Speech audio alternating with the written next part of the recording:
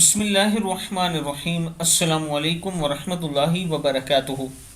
عابد راجہ channel کی طرف سے آج میں اپنے دوستوں کو رسول اللہ صلی اللہ علیہ وآلہ وسلم کا ایک فرمان بتاؤں گا۔ آپ دوستوں نے اس پر ضرور عمل کرنا ہے۔